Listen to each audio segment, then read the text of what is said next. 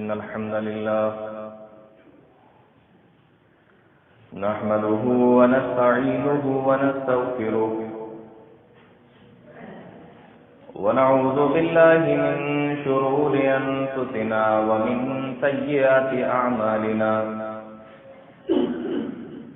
من يهده الله فلا مضل له ومن يضلل فلا هادي له وأشهد أن لا إله إلا الله وحده لا شريك له وأشهد أن محمدا عبده ورسوله يا أيها الذين آمنوا اتقوا الله حق تقاته ولا تموتن إلا وأنتم مسلمون يا أيها الناس اتقوا ربكم الذي خلقكم من نفس واحدة وخلق منها زوجها وبث منهما رجالا كثيرا ونساء واتقوا الله الذي تساءلون به والأرحام إن الله كان عليكم رقيبا يا أيها الذين آمنوا اتقوا الله وقولوا قولا سديدا يصلح لكم أعمالكم ويغفر لكم ذنوبكم ومن يطع الله ورسوله فقد فاز فوزا عظيما أما بعد فإن خير الحديث كتاب الله وخير الهدي هدي محمد صلى الله عليه وسلم وشر الأمور محدثاتها وكل محدثة بدعة وكل بدعة ضلالة وكل ضلالة في النار. أعوذ بالله السميع العليم من الشيطان الرجيم. بسم الله الرحمن الرحيم. فإن آمنوا بمثل ما آمنتم به فقد اهتدوا وإن تولوا فإنما هم في شقاق فسيكفيكهم الله وهو السميع العليم. تمام قسم کی تعریفیں اللہ رب العالمین کے لیے لائق اور زیبا ہیں، جو ہم سب کا خالق ہے، مالک ہے، رازق ہے، حاکم ہے، اور ہم تمام لوگوں کی عبادتوں کا اکیلا مستحق و سزاوار ہے. وہ جو چاہتا ہے، جب چاہتا ہے، جیسے چاہتا ہے کرتا ہے. ساری کائنات، ساری مخلوق اس کی غلام اور اس کی محتاج ہے. ہر چیز پر اس کی طاقت اور قدرت ہے. وہ ان اللہ علی کل شیء قدیر. بعدہ ان تو بے شمار درود و سلام نازل ہوں تمام انبیاء پر، بالخصوص جناب محمد رسول اللہ صلی اللہ علیہ وسلم پر اور آپ کے آل و اصحاب پر. اللہ رب العالمین اپنا رحم و کرم فرمائے ہم سب پر، آمین.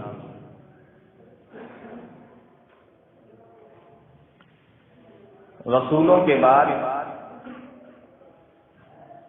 انبیاء کے بعد، نبیوں کے بعد اگر اس پوری کائنات کے اندر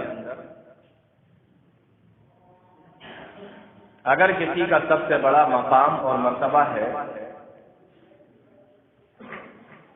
تو وہ نبی کے صحابہ کا ہے. بات سمجھ میں آئی؟ حضرت آدم علیہ الصلوۃ والسلام سے لے کر جتنے نبی آئے، ان کی جتنی امتیں آئیں اور قیامت تک جتنے بھی انسان آئیں گے، ان تمام میں سب سے بڑا مقام رسولوں کا، نبیوں کا، کیونکہ وہ اللہ کے نبی ہیں، اللہ کے رسول ہیں. لیکن ان کے بعد سب سے بڑا مقام نبی کریم جناب محمد رسول اللہ صلی اللہ علیہ وسلم کے صحابہ.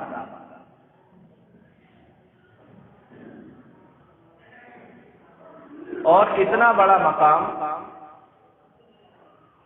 کہ اللہ رب العالمین نے ایک خاص ٹائٹل سے نوازا. انسان جب کوئی اچھا کام کرتا ہے تو کبھی کبھی حکومت بھی اس کو اپنی طرف سے ایوارڈ دیتی ہے، اور جب وہ حکومت کی طرف سے ایوارڈ ملتا ہے تو اس کی اپنی ایک ویلیو ہوتی ہے۔ اللہ رب العالمین جس کو ایوارڈ دے دے، اللہ رب العالمین جس کو میڈل دے دے، اللہ رب العالمین جس کو ٹائٹل دے دے، آپ اندازہ کیجئے کہ ان کا مقام کتنا بڑا ہوگا۔ اور ٹائٹل کیا ملا؟ اللہ رب العالمین کی طرف سے۔ اللہ نے ایک جگہ نہیں، قرآن کریم کے کئی مقامات پر فرمایا، صحابہ اکرام کا ذکر کرنے کے بعد رضی اللہ عنہم ورضوا عنہ، یہ ٹائٹل ہے، یہ ایوارڈ ہے، یہ میڈل ہے۔ رضی اللہ عنہم ورضوا عنہ، اللہ ان سے راضی ہو گیا اور یہ اللہ سے راضی ہو گیا۔ یہ بتا دیا گیا کہ اللہ ان سے راضی ہے۔ ہم اپنے بارے میں کہہ سکتے ہیں یہ بات کہ ہم سے اللہ راضی ہے؟ اور کون کرے گا یہ فیصلہ کہ اللہ ہم سے راضی ہے؟ اور جس سے خود اللہ کہہ دے کہ میں تم سے راضی ہوں، تم تو ہو ہی مجھ سے راضی، تو کتنا بڑا ایوارڈ ہوگا۔ دنیا میں بھی ایوارڈ اور آخرت کے اندر بھی یہ بہت بڑا تمغہ، بہت بڑا میڈل ہے کہ اللہ رب العالمین نے ان تمام لوگوں سے یہ کہہ دیا کہ رضی اللہ عنہم ورضوا عنہ، میں تم سے راضی ہوں، تم مجھ سے راضی ہو، میں تم سے خوش ہوں، تم مجھ سے خوش ہو۔ اور یہ خوش ہونا تھوڑی دیر کے لیے نہیں کہ آج تم نے اچھا کام کیا تو میں خوش ہوں اور کل تم سے اگر کوئی غلطی ہو گئی تو میں ناراض، ایسا نہیں، یہ ہمیشہ کے لیے ہے۔ جب تک قرآن رہے گا یہ آیت رہے گی، اور جب تک قرآن رہے گا یہ آیت پڑھی جائے گی، رضی اللہ عنہم ورضوا عنہ۔ قرآن قیامت تک کے لیے، یہ آیت قرآن کی قیامت تک کے لیے، اور یہ تمغہ قیامت تک کے لیے اور اس کے بعد کے لیے۔ اتنی بات اگر سمجھ میں آ گئی ہو تو پھر میں اپنی بات تھوڑا سا اور آگے بڑھاؤں کہ یہ میڈل، یہ تمغہ، یہ ایوارڈ اللہ رب العالمین کی جانب سے جو صحابہ اکرام کو دیا گیا، وہ ملا کیوں؟ وہ ملا کیسے؟ اس کی وجہ کیا ہے؟ وہ ایوارڈ کیسے ملا ان صحابہ اکرام؟ اب ان کی ساری چیزوں کی جھلکیاں تو میں آپ کے سامنے پیش نہیں کر سکتا اس مختصر سے وقت میں، لیکن میرا دل کرتا ہے آج میں ایک صحابی کا ذکر کروں اور اسی سے آپ اندازہ لگائیں کہ یہ اللہ رب العالمین نے اس کو میڈل کیوں دیا۔ غور سے سنیں، صحابی ہیں حضرت عمیر بن سعد رضی اللہ تعالی۔ دقت تو نہیں ہو رہی سمجھنے؟ عمیر بن سعد رضی اللہ تعالی مشکل سے چلنے پھرنے کی عمر رہی ہوتی، چھوٹے سے تھے، مدینہ کے رہنے والے تھے کہ والد کا انتقال ہو گیا، باپ کا انتقال ہو گیا، چھوٹے سے بچے، اور باپ نے مرتے ٹائم نہ تو کوئی مال و دولت چھوڑا، نہ کوئی ساز و سامان چھوڑا، غریبی کی حالت ہے، ماں بیوہ ہو گئی، یہ یتیم ہو گئے۔ کچھ عرصہ بیتا تو مدینہ کے ایک مالدار آدمی نے ان کی ماں کے ساتھ میں نکاح کر دیا، پریشانی کے دن سے ختم ہو گئی، مالدار آدمی کا نکاح میں چلی گئی، بیٹے کو بھی اس نے ایکسپٹ کر لیا کہ بیٹا بھی میرے ساتھ میں رہے گا، میں اپنا بیٹا بنا کے اس کو پالتا ہوں، اور اتنے اچھے طریقے سے پالا۔ مؤرخین نے لکھا ہے کہ سارے آرام دیے اور اتنے اچھے طریقے سے پالا کہ یہ دھیمے دھیمے کر کے اس بات کو بھی بھول گئے کہ میرا کوئی والد تھا اور اس کا انتقال ہوا۔ اتنے آرام کے ساتھ، اتنے سکون کے ساتھ، اتنی آرائش کے ساتھ اس سوتیلے باپ نے اپنی اولاد کو پالا، اس بیٹے کو پالا۔ جب 10 سال کے ہوئے پورا گھرانہ ایک ساتھ اسلام لے آیا، ماں نے بھی اسلام قبول کر لیا، اور یہ بیٹا جس کا میں ذکر کروں گا عمیر ابن سعد، اس نے بھی اسلام قبول کر لیا، اور وہ آدمی جس نے اس کی ماں کے ساتھ میں نکاح کیا تھا، جس کا نام جلاس ابن سوید تھا، اس نے بھی نکاح قبول کر لیا اور اسلام قبول کر لیا۔ پورا گھرانہ مسلمان، 10 سال کے ہیں، چھوٹے سے بچے ہیں۔ مورخین نے لکھا ہے کہ ماں نماز پڑھنے کے لیے مسجد میں بھیجتی تھی ان کو، اور یہ حدیث رسول بھی ہے کہ بچہ جب 7 سال کا ہو جائے تو نماز سکھانا شروع کر دو، اور جب بچہ 10 سال کا ہو جائے تو نماز پڑھنے کے لیے مسجد میں بھیجو، اور اگر وہ نہیں جائے 10 سال کی عمر میں تو اس کو مار کر بھیجو، لیکن بھیجو۔ 10 سال کی عمر میں، 7 سال کی عمر میں ہم اپنے بچوں کو نماز تو نہیں سکھا پاتے، مسجد تک تو نہیں بھیج پاتے، لیکن ہاں ہم نے ان کے ہاتھوں میں موبائل دے رکھے ہیں، موبائل چلانا ان کو پورے طریقے سے آتا ہے، وہ نیٹ بھی چلا لیتے ہیں، فیس بک بھی چلاتے ہیں، واٹس ایپ بھی چلاتے ہیں، یوٹیوب بھی چلاتے ہیں، ان کو سارا آتا ہے، گیم بھی کھیل لیتے ہیں، آن لائن گیم بھی کھیل لیتے ہیں، پوری جانکاری ان کو ہے۔ ہاں یہ الگ بات ہے کہ نماز کی جانکاری نہیں، نماز نہیں آتی، جس کی جانکاری دینا چاہیے وہ نہیں، اور جس کی نہیں ہونا چاہیے ان کو پوری جانکاری ہے، اور نہ ماں کا کوئی دھیان اس بات کی طرف، نہ باپ کا کوئی دھیان اس بات کی طرف۔ 10 سال کے ہوئے ماں نے بھیجا کہ جاؤ بیٹا نماز پڑھو مسجد میں جا کے، مسجد نبوی میں اللہ کے نبی صلی اللہ علیہ وسلم کے پیچھے نماز پڑھنے لگے، دھیرے دھیرے کر کے بڑے ہونے لگے، آرام کی زندگی کٹ رہی ہے، مالدار گھرانہ مل گیا، اسلام جو سب سے بڑی نعمت ہے وہ بھی مل گئی، آرام کی زندگی گزارتے۔ جب جوان ہوئے، سن 9 ہجری کا زمانہ تھا، اللہ کے نبی جناب محمد رسول اللہ صلی اللہ علیہ وسلم نے اعلان کیا کہ تبوک جانا ہے، ایک جگہ ہے تبوک عرب کے اندر، اور میں یہ آپ کو بتا دوں کہ عرب کا سب سے آخری شہر ہے تبوک، اس کے بعد سے روم شروع ہو جاتا ہے، جو روم ملک ہے، عیسائیوں کا جو ملک ہے روم، وہ شروع ہو جاتا ہے، یہ سب سے آخری شہر ہے، بارڈر پہ ہے بالکل تبوک۔ اعلان ہوا وہاں جانا ہے، اور مدینہ سے 900 کلومیٹر کی دوری پر، 900 کلومیٹر، کتنا دور ہو گیا وہاں جانا۔ اور اللہ کے نبی صلی اللہ علیہ وسلم کی خاصیت تھی، جب کہیں جاتے تھے، کسی جنگ پر جاتے تھے، کسی لڑائی پر جاتے تھے، تو جانا ہوتا تھا کہیں جب بتاتے تھے کہیں، تاکہ دشمنوں کو پتہ نہ چل جائے، اور یہ جائز۔ لیکن اللہ کے نبی صلی اللہ علیہ وسلم نے جب تبوک جانا تھا تو صاف صاف بتا دیا کہ تبوک جانا ہے، کیونکہ لمبا سفر تھا، گرمیوں کے دن تھے، مدینہ کے اندر پھل اور کھجوریں پک چکی تھیں، اس لیے کلیئر طور پہ بتا دیا کہ دیکھو صحیح سے انتظام کر لینا، اور ہمارے پاس میں کچھ ساز و سامان نہیں ہے، اور اتنی دور کا لمبا راستہ ہے، اتنا خرچہ ہے، اور یہ ہے اور یہ ہے، اس لیے تم لوگوں کو تھوڑا پیسہ بھی اکٹھا کرنا پڑے گا۔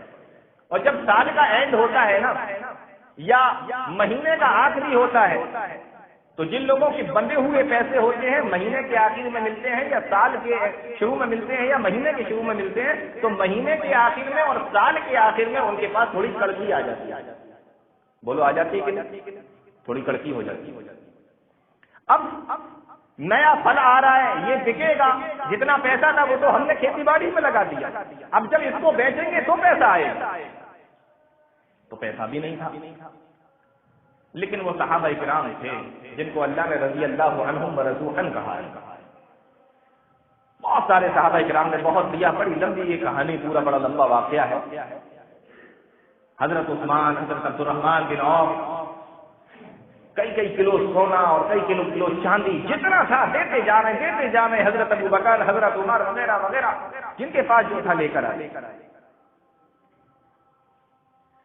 تو یہ دیکھ رہے ہیں کہ سب تو دے رہے ہیں، لیکن میرا باپ بھی تو مدینہ کا مالدار آدمی، یہ کیوں نہیں دے رہا، یہ کیوں نہیں دیتا؟ ایک دن اپنے ابا سے کہنے لگے کہ ابا میں دیکھ کے آیا ہوں، سب دے رہے ہیں، سارا سامان دیا جا رہا ہے، لیکن آپ بھی مالدار آدمی ہیں، مدینہ کے مالدار آدمی، آپ چپ چاپ گھر میں بیٹھے ہیں، نماز پڑھتے ہیں آ جاتے ہیں، نماز پڑھتے ہیں آ جاتے ہیں، کسی کو کچھ دے ہی نہیں رہے، آپ تیاری بھی نہیں کر رہے، چلنے کا کوئی انتظام بھی نہیں کر رہے۔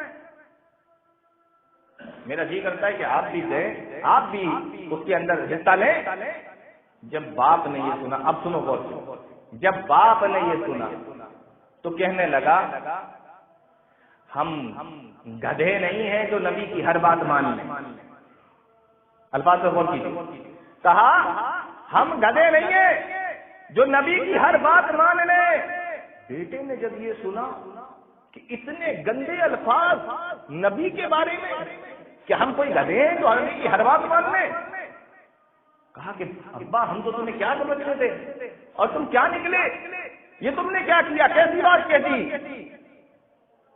پریشان ہو گئے کہ ابا کو ہم آج تک مسلمان سمجھتے تھے، لیکن یہ تو منافق، یہ تو منافق ہے، نمازیں پڑھتا ہے لیکن دل میں کچھ اور ہے، روزے رکھتا ہے دل میں کچھ اور ہے۔ اتنی بڑی بات کہہ دی، سوچنے لگے کیا کروں، اگر بات چھپاتا ہوں تو نبی کی خیانت ہو جائے گی، تم نے اتنی بڑی بات نبی کو نہیں بتائی، اور اللہ تو وحی کے ذریعے بتائی دے گا، اور اگر بتا دیتا ہوں تو باپ کی رسوائی ہو جائے گی، ایسا باپ جس نے اپنے بیٹے کی طرح پالا اور ناز و نعمت کے اندر پال پوس کے مجھے بڑا کیا، اس کی رسوائی ہو جائے گی، کروں کی کیا؟ تو کیا کرتے ہیں، باپ پر نبی کو ترجیح دیتے، باپ کی رسوائی ہوتی ہے ہو جائے لیکن نبی کی خیانت نہیں ہونا چاہیے۔ اللہ کے نبی جناب محمد رسول اللہ صلی اللہ علیہ وسلم کے پاس پہنچے اور پیارے نبی صلی اللہ علیہ وسلم کو سارا معاملہ سنا دیا اور بتا دیا، اے اللہ کے نبی میرے والد نے آپ کے بارے میں سے طریقے کی بات کی ہے۔ جب پیارے نبی صلی اللہ علیہ وسلم نے سنا، آپ نے صحابہ کرام کو بھیجا کہ جاؤ ان کے باپ کو بلا کے لاؤ۔ صحابہ کرام دوڑے اور تھوڑی دیر کے بعد میں عمیر ابن سعد کے جو والد جلاس ابن سبیت تھے ان کو بلا کے لایا گیا۔ آپ نے پوچھا، اے جلاس کیا تم نے میرے بارے میں ایسی بات کہی ہے، اتنی بڑی بات کہی ہے، اتنی گندی بات کہی ہے؟ باپ نے فوراً جھوٹ بول دیا کہ اللہ کے نبی میں نے تو ایسی کوئی بات نہیں کہی، یہ میرا بیٹا کہ آپ سے جھوٹ بول رہا ہے، ایسی میں نے کوئی بات نہیں کہی ہے۔ عمیر ابن سعد نے جب سنا چہرہ سرخ ہو گیا، ہاتھ پیر کانپنے لگے کہ میرے باپ نے تو میرے سامنے نبی کے سامنے مجھے یہ جھوٹا قرار دے دیا، اور جس وقت باپ نے گھر کے اندر یہ بات کہی تھی میرے علاوہ باپ کے علاوہ کوئی تیسرا موجود نہیں تھا، اب میں نبی کے سامنے جھوٹا قرار دے دیا جاؤں گا۔ جب وہاں کھڑے ہوئے لوگوں نے یہ بات سنی تو اس میں چند منافق بھی تھے، کہنے لگے کہ اس بیٹے کو تو دیکھو، یہ تو آسین کا سانپ نکلا، جس باپ نے پال پوس کے بڑا کیا، جس نے اس کو دودھ پلایا، یہ تو آسین کا سانپ نکلا، اس نے اسی کو ڈس لیا اور اسی کے بارے میں نبی صلی اللہ علیہ وسلم کے پاس میں آ کر ایسی بات کہہ دی۔ عمیر بن سعد چپ چاپ بیٹھے ہوئے ہیں، چہرہ سرخ ہے، آنکھوں سے ٹپ ٹپ آنسو جاری ہیں، اے اللہ یہ کیا معاملہ ہو گیا؟ باپ نے تو آ کر سیدھے سیدھے نبی کے سامنے جھوٹ بول دیا، اے اللہ جب دو لوگ موجود ہوتے ہیں تو تیسرا تو وہاں پر موجود ہوتا ہے، اے اللہ ہم دونوں کے علاوہ کوئی تیسرا نہیں تھا، ہاں لیکن تو وہاں پر موجود تھا، تو نے ہم دونوں کی باتوں کو سنا تھا، اے اللہ ہمارے اور باپ کے درمیان میں جو باتیں ہوئی تھیں اور میرے باپ نے نبی کے بارے میں جو باتیں کہی تھی، اے اللہ آج نبی کے اوپر ان باتوں کو واضح کر دے۔ نیچے سر جھکائے اور رو رہے اور آنکھوں سے آنسو جاری، اے اللہ نبی کے اوپر ہماری باتوں کو، ہمارے معاملے کو واضح کر دے۔ ابھی تھوڑی دیر گزری تھی کہ اللہ کے نبی صلی اللہ علیہ وسلم کے اوپر قنوت کی سی طاری ہونے لگی۔ صحابہ کرام سمجھ گئے کہ آسمان سے وحی نازل ہو رہی ہے، آسمان سے وحی آ رہی ہے، اور قرآن کریم کی آیتوں کو لے کر حضرت جبریل علیہ السلام اللہ کے نبی جناب محمد رسول اللہ صلی اللہ علیہ وسلم کے پاس میں پہنچے اور آ کر بتایا 10ویں پارے کی آیتیں تھی. اللہ فرماتا ہے یحلفون باللہ ما قالوا، اے نبی یہ لوگ تمہارے پاس میں آ کر کہیں گے اے نبی ہم تمہاری قسم کھا کر کہتے ہیں، ہم اللہ کی قسم کھا کر کہتے ہیں ہم نے ایسی کوئی بات آپ کے بارے میں نہیں کہی ہے. یحلفون باللہ ما قالوا وَلَقَدْ قَالُوا كَلِمَةَ الْكُفْرِ وَكَفَرُوا بَعْدَ إِسْلَامِهِمْ. اللہ گواہی دیتا ہے اے نبی، اللہ گواہی دیتا ہے کہ ان لوگوں نے ایسی بات کہی ہے، ان لوگوں نے ایسی بات آپ کے بارے میں نکالی ہے. اب اللہ نے گواہی دی، قرآن کی آیتیں نازل ہو گئی. جب قرآن کی آیتیں نازل ہوئی تو پہلے تو آنسو نکل رہے تھے، افسوس اور غم کی وجہ سے حضرت عمیر بن سعد رضی اللہ تعالیٰ عنہ کے. لیکن جب انہوں نے دیکھا کہ یہ قرآن کی آیتیں نازل ہو گئی ہیں تو وہی عمیر بن سعد کی خوشی کے مارے آنسو نکلنے لگے کہ اللہ رب العالمین نے مجھے جھوٹا ثابت ہونے سے بچا لیا اور معاملے کو واضح کر دیا. اور ہم تو یہ بھی نہیں سمجھ رہے تھے کہ اللہ رب العالمین ہمارے بارے میں قرآن کریم کی آیتیں نازل فرما دے گا. اب جب باپ نے سنا یہ معاملہ فوراً کہنے لگے اے اللہ کے نبی میں توبہ کرتا ہوں، مجھ سے غلطی ہو گئی ہے، میں نے اتنی بڑی بات کہی تھی، یہ کفر کا کلمہ اپنی زبان سے نکالا تھا. اے اللہ کے نبی میں توبہ کرتا ہوں، اے اللہ کے نبی آپ بھی میرے لیے دعا کر دیجیے اللہ رب العالمین مجھے معاف کر دے. اے اللہ کے نبی میں آپ سے وعدہ کرتا ہوں آج سے پکا سچا مسلمان بنوں گا، پکا سچا مومن بنوں گا، آپ کا سچا ساتھی بن جاؤں گا. اے اللہ کے نبی آپ ہمارے لیے دعا کر دیں، اور اے اللہ ہم بھی تجھ سے دعا کرتے ہیں کہ تو ہمارے گناہ کو معاف کر دے. اب جب یہ دعا مانگی اللہ نے بات کو بھی معاف کر دیا. تو یہ عمیر ابن سعد کی جوانی کا واقعہ. دھیرے دھیرے کر کے ان کی عمر گزرنے لگی اور جب یہ بھرپور جوان ہو گئے تو اس وقت ملک شام کے اندر جنگیں ہو رہی ہیں. صحابہ اکرام جاتے تھے، اس میں شریک ہوتے تھے، یہ بھی وہیں پر گئے ہوئے تھے. تو عرب کے اندر ملک شام کی سائڈ میں ایک صوبہ ہے جس کا نام ہمس ہے. وہاں کے جو لوگ تھے وہ ہمیشہ اپنے امیروں کے بارے میں، گورنروں کے بارے میں، جو بھی ان کا گورنر بن کے جاتا تھا ان کے بارے میں کچھ غلطیاں نکالتے تھے، الٹی سیدھی باتیں حضرت عمر فاروق رضی اللہ تعالیٰ عنہ کے پاس پہنچایا کرتے تھے. وہ ہوتا ہے کچھ لوگوں کی عادت، کمیاں نکالنا، ٹانگیں کھینچنا، سکون سے نہ رہنے دینا. دوسروں کی بات کیا کرے، ہمارے لیے بہت سے لوگوں کی عادت ہوتی ہے وہ اماموں کو نہیں رہنے دیتے سکون، ان میں غلطیاں ڈھونڈنا، ان کے اندر چانا پوچھی کرنا، ان کی ٹانگیں کھینچنا. ہمارے یہاں بھی ہوتا ہے. تو وہ تو پورے صوبے کے گورنر ہوتے تھے، تو وہاں کے لوگوں کی عادت ہے. اور حضرت عمر رضی اللہ تعالیٰ بہت دنوں سے سوچ رہے تھے کہ کس کو گورنر بنایا جائے، ایسا کون سا آدمی ڈھونڈا جائے. تو خیال آیا کہ چلو عمیر ابن سعد کو بھیج دیتے ہیں جس کے بارے میں اللہ رب العالمین نے جس کی گواہی کے لیے قرآن کی آیتیں نازل فرمائی. عمیر ابن سعد کو خط لکھ دیا کہ تم جہاں پر بھی ہو وہاں سے سیدھے ہمس پہنچ جاؤ. ہمس پہنچ گئے، لوگوں کو اکٹھا کیا، خطبہ دیا اور کہا کہ آج سے میں تمہارا گورنر ہوں، یہ دیکھو حضرت عمر کا خط ہے. اور پہلے مکھیہ منتری نہیں ہوتا، پورا صوبہ گورنر چلا، انہوں نے گورنری سنبھالی. تاریخ میں لکھا ہے پورا 1 سال گزر گیا، حضرت عمر رضی اللہ تعالیٰ عنہ کے پاس میں کوئی شکایت حضرت عمیر ابن سعد کی ہمس سے نہیں پہنچی. یہ تو اچھی بات تھی، لیکن جو ٹیکس کا پیسہ اکٹھا ہو کر ہمس سے مدینہ کے اندر حضرت عمر کے پاس میں آیا کرتا تھا، 1 سال کے اندر وہ پیسہ بھی نہیں پہنچا. تو حضرت عمر کو فکر لاحق ہو گئی کہ وہ پیسہ کہاں جا رہا ہے. 1 سال سے 1 روپیہ بھی مدینہ کے اندر نہیں آیا. آخر ہمس کے گورنر کیا کر رہے ہیں، کہیں وہ اپنے عیش و آرام کے لیے تو اس پیسے کو خرچ نہیں کر لے رہے.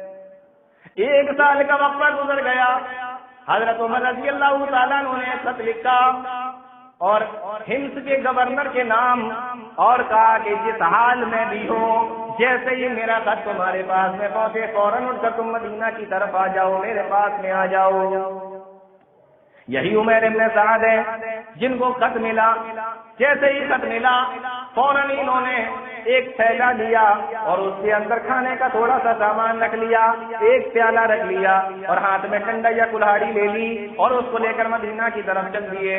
کئی دنوں کا سفر کرنے کے بعد مدینہ پہنچے اور حضرت عمر فاروق رضی اللہ تعالیٰ عنہ کے پاس جب مسجد نبوی کے اندر آئے، حضرت عمر فاروق رضی اللہ تعالیٰ عنہ سے ملاقات کی۔ حضرت عمر فاروق نے دیکھا کہ عمر یہ تمہارا کیا حال ہے، تمہارے چہرے کے اوپر مٹی لگی ہوئی ہے، بالوں کے اندر مٹی لگی ہوئی ہے اور تمہارے بال بھی بکھرے ہوئے ہیں، کپڑے بھی تمہارے گندے ہیں، پیروں کے اوپر تمہارے چلتے چلتے بھرم آ گیا ہے، یہ کیا معاملہ ہے، کس طریقے سے آ رہے ہو؟ کہنے لگے کہ اے امیر المومنین، ہند سے لے کر مدینہ تک میں پیدل چل کے آیا ہوں، اس لیے یہ میری حالت ہو گئی ہے۔ حضرت عمر فاروق نے فرمایا کیا تم وہاں سے پیدل آ رہے ہو؟ تم گورنر ہو کر بھی پیدل آ رہے ہو؟ کیا تمہارے پاس میں سواری نہیں تھی؟ کہنے لگے نہیں، میرے پاس میں کوئی اونٹ نہیں تھا، میرے پاس میں کوئی گھوڑا نہیں تھا۔ تو کہا اگر تمہارے پاس میں نہیں تھا تو کیا ہند والوں نے یہ نہیں دیکھا کہ تم پیدل جا رہے ہو؟ وہاں کے لوگ تو تمہیں کوئی اونٹ یا کوئی گھوڑا دے سکتے تھے، کوئی سواری دے سکتے تھے۔ کہنے لگے امیر المومنین ہم نے ان سے مانگا نہیں، انہوں نے مجھے دیا نہیں، اس لیے ہم پیدل چل کر آپ کے پاس میں آ گئے ہیں۔ کہا ٹھیک ہے بیٹھو ذرا آرام آرام۔ جب تھوڑی دیر ہو گئی کہا کہ اچھا وہ مال بتاؤ کیا لے کر آئے؟ 1 سال سے نہیں آیا نا تو بہت اکٹھا ہو گیا ہوگا اب تو، وہ مال کہاں ہے؟ جھولا اٹھایا دکھا دیا، کہا امیر المومنین یہی پورا مال ہے۔ کہا یہ کیا ہے؟ کہا یہ جھولا ہے، اس کے اندر میں نے تھوڑا سا کھانے کا سامان رکھ لیا تھا، یہ میرا پیالہ ہے، اسی سے میں نہاتا ہوں، اسی سے ہی کپڑے دھوتا ہوں، اسی سے ہی وضو بناتا ہوں، اسی کے اندر کھاتا ہوں اور اسی سے پیتا ہوں، بس کل سامان میرا یہی ہے، اس کے علاوہ میرے پاس میں کوئی سامان نہیں ہے۔ کہا وہ سامان جو ٹیکس والا تمہارے پاس میں پورے ہند کا پورے صوبے کا جمع ہوتا تھا وہ مال کہاں ہے؟ کہنے لگے اے امیر المومنین، اے حضرت عمر فاروق، وہ مال ہمارے پاس میں آتا تھا لیکن ہم غریبوں میں بٹوا دیا کرتے تھے، یتیموں کو دے دیا کرتے تھے، مسکینوں کو کھلا دیا کرتے تھے، بیواؤں کی مدد کر دیا کرتے تھے، غریبوں کی مدد کر دیا کرتے تھے، وہ سارا مال انہی کے اندر تقسیم کر دیا کرتے تھے، اس لیے کوئی مال ہمارے پاس بچ نہیں پایا اور اسی لیے کوئی مال ہم نے مدینہ کی طرف روانہ نہ کیا۔ حضرت عمر فاروق نے کہا کہ اچھا یہ بات ہے، چلو مجھے تو تسلی ہو گئی، میں تو یہ سمجھ رہا تھا کہ تم خوب عیش کر رہے ہو جو اس مال سے جو پیسہ یہاں نہیں آ رہا ہے۔ ایک کام کرو، اپنے منشی سے کہا کہ چلو لکھ دو، لکھو ان کو دوبارہ سے ان کو ہند کا گورنر بنایا جاتا ہے۔ کہنے لگے اے امیر المومنین اب میں ہند کا گورنر نہیں بننا چاہتا، اب میں آپ سے درخواست کرتا ہوں اس عہدے سے مجھے بچائیے، یہ بہت ہی بڑا عہدہ ہے، بہت بڑی ذمہ داری کا کام ہے، کہیں مجھ سے کچھ گڑبڑ نہ ہو جائے، اللہ کی مجھے حساب دینا نہ پڑ جائے، اس عہدے سے مجھے بچا لیجئے۔ اب آپ ایک کام کیجئے کہ مدینہ کے اڑوس پڑوس میں جو گاؤں ہے اسی گاؤں کے اندر مجھے رہنے کا موقع دے دیا جائے، چھوٹا سا ایک گھر، چھوٹا سا ایک مکان دے دیا جائے۔ اب میں مختصر بتاتا ہوں آپ کو، مکان دے دیا گیا، کچھ دن وہ گئے اس گاؤں میں رہتے ہوئے، حضرت عمر فاروق رضی اللہ تعالیٰ حکومت کے معاملے میں بڑے ٹائٹ تھے، سوچنے لگے کہیں ایسا تو نہیں کہ آ کر ہمیں پورا حساب و کتاب تو سمجھا دیا لیکن کچھ مال بچا کر بھی اپنے پاس میں رکھ لیا ہو تو وہ گاؤں کے اندر جا کر عیش اور آرام کی زندگی گزار رہا ہو۔ ایک آدمی کو بلایا اور بلانے کے بعد میں کہا کہ جاؤ اور ان کے گھر پہ جا کے پتہ کرو اور یہ سونے کی دیناروں کی تھیلی لے کر جاؤ، اگر حالات اچھے ہوں تو آ کر مجھے بتانا اور اگر ان کے حالات خراب ہو جیسا کہ تم نے دیکھا تو یہی سونے کی تھیلی، دیناروں کی تھیلی تم ان کو دے دینا۔ حضرت حارث پہنچے، دروازہ کھٹکھٹایا، کہا کون؟ کہا میں ہوں، مسافر ہوں، مدینے سے آیا ہوں۔ دروازہ کھولا گیا، کہا مدینے سے آیا ہوں، کچھ دن آپ کے گھر میں قیام کرنا چاہتا ہوں۔ حضرت عمیر بن سعد رضی اللہ تعالیٰ عنہ نے مکان کے اندر ٹھہرا لیا، روزانہ شام کے وقت میں مہمانی کے طور پر جو کی 1 روٹی ان کو دے دی جاتی تھی کہ یہ کھا لو، یہ آپ کا کھانا ہے۔ 24 گھنٹے میں 1 روٹی حضرت حارث کو دے دی جاتی، یہ مہمان تھے، ان کو دے دی جاتی، 3 دن گزر گئے، ایک روٹی 24 گھنٹے کے بعد ان کو دے دی جاتی، 3 دن گزرنے کے بعد حضرت عمر کا ایک پڑوسی ملا، حضرت حارث سے کہنے لگا او اللہ کے بندے، اگر تجھے مہمان ہی بننا ہے، اگر تجھے مہمان ہی بن کے رہنا ہے تو میرے گھر میں آ جا، اس اللہ والے کو کیوں پریشان کر رہا ہے؟ 24 گھنٹے میں اس کے گھر کے اندر تو ایک ہی روٹی ہوتی ہے اور 3 دن سے لگاتار وہ روٹی تجھے کھلا دے رہا ہے، او اللہ کے بندے ایسے تو اس کی جان چلی جائے گی، ایسے تو یہ مر جائے گا، تو کیوں اس کی جان لینے پہ لگا ہوا ہے؟ اگر تجھے مہمان ہی بننا ہے، اگر تجھے کھانا ہی کھانا ہے، اللہ کے بندے تو میرے گھر میں آ جا، میرے گھر میں آ جا، میں تجھے کھلانے کے لیے تیار ہوں۔ جب حضرت حارث نے سنا کہ ارے یہ معاملہ ہے، میں 3 دن سے اس کا کھانا کھا رہا ہوں، سونے کی تھیلی نکالی، کہا آپ یہ تھیلی رکھو، حضرت عمر نے بھجوائی، کہنے لگے تھیلی نہیں لے سکتا، لے جاؤ، کیوں نہیں لے سکتے؟ کہا مجھے اس کی ضرورت نہیں ہے۔ بیوی کہنے لگی تمہیں اگر ضرورت نہیں ہے تو یہاں کے یتیموں میں بانٹ دیں گے، غریبوں میں بانٹ دیں گے، تھیلی لے لو۔ تھیلی لے لی، لے کر چلے گئے، حضرت عمر رضی اللہ تعالیٰ عنہ کے پاس میں پہنچے اور حضرت عمر رضی اللہ تعالیٰ عنہ سے جا کے کہا، سارا معاملہ بتایا، کہا تھیلی تو میں دے آیا ہوں لیکن تجھے پورا یقین ہے 1 درہم بھی، 1 دینار بھی، 1 سونے کا سکہ بھی انہوں نے اپنے لیے نہ بچایا ہوگا، بلکہ مدینہ کے شہیدوں میں، مدینہ کے یتیموں میں، مدینہ کے غریبوں میں اس کو بانٹ دیا ہوگا، 1 روپیہ بھی نہ بچایا ہوگا۔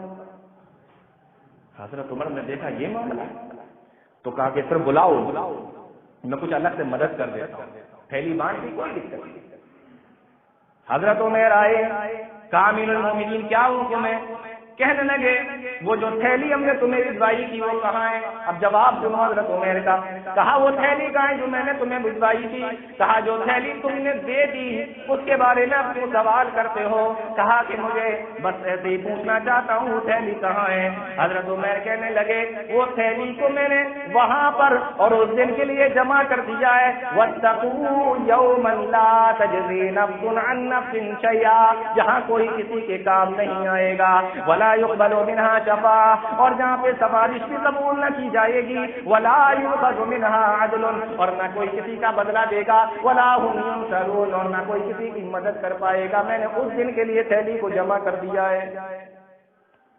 حضرت عمر رضی اللہ تعالیٰ عنہ نے سنا تو سن کر رونے لگے، کہنے لگے کہ تم ان لوگوں میں سے ہو جن کے بارے میں اللہ نے قرآن کے اندر کہا حاجۃ مما اوتوا ویؤثرون علی انفسہم، خود ضرورت مند ہوتے ہیں لیکن دوسرے کی مدد کرتے ہیں۔ کہا کہ ایک کام کرو، یہ غلہ لے جاؤ، یہ پیسہ لے جاؤ، یہ سامان لے جاؤ، یہ کپڑے لے جاؤ اور اپنے گھر لے جا کر آرام سے رہو۔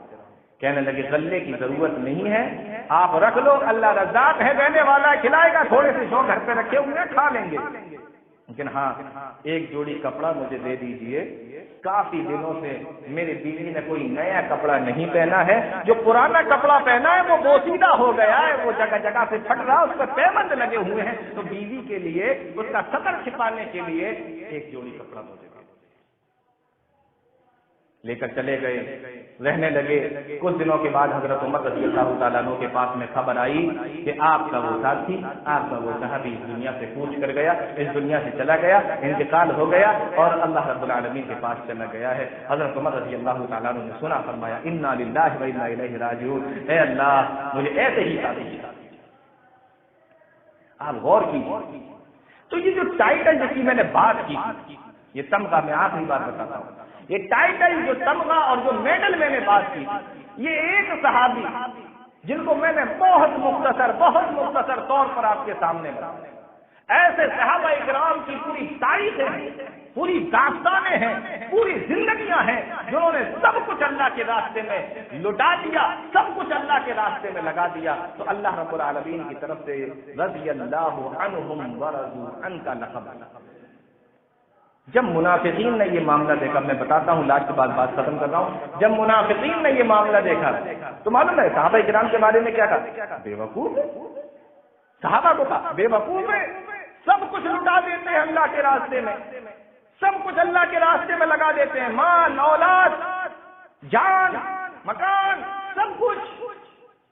اللہ رب العالمین کو برداشت نہیں ہوا، پہلا پارہ اٹھا کر دیکھو قرآن کریم کا، اللہ فرماتا ہے وَإِذَا قِيلَ لَهُمْ آمِنُوا كَمَا آمَنَ النَّاسُ قَالُوا أَنُؤْمِنُ كَمَا آمَنَ السُّفَهَاءُ، ان کو بے وقوف کہتے أَلَا إِنَّهُمْ هُمُ السُّفَهَاءُ، الا انہم هم السفہاء۔ اللہ جواب دیتا ہے بے وقوف نبی کے صحابی نہیں، بے وقوف تو یہ ہے جو ان کو بے وقوف کہہ رہے ہیں۔ اتنی قربانیاں دی صحابہ اکرام نے، بے شمار قربانیاں دی، تب جا کر یہ ٹائٹل ملا ہے رضی اللہ عنہم ورضوا عنہ کا، تب جا کر اللہ نے ان کی دنیا بھی بنائی ہے اور آخرت بھی بنائی ہے۔ ہم اپنے گریبانوں میں جھانکیں اور ہم کیا کر رہے ہیں، کتنا کر رہے ہیں، کتنا عمل کر رہے ہیں، ہم یہ سوچیں۔ اور خواہش میری یہ ہے، آرزو یہ ہے، امیدیں یہ ہیں، تمنائیں یہ ہیں ہماری کہ جب ہم کل قیامت کے دن اٹھیں تو وہیں صحابہ کرام کے برابر میں کھڑے ہوں ہم بھی، کیوں ہم بھی تو مسلمان ہیں نا، تو ہمیں وہیں جگہ مل جائے جہاں صحابہ کرام کھڑے ہوں، نبی کھڑے ہوں، نبی کے پیچھے صحابہ ہوں، اور وہیں سائڈ وائڈ میں کہیں ہم بھی لگ کے کھڑے ہو جائیں گے۔ ایسے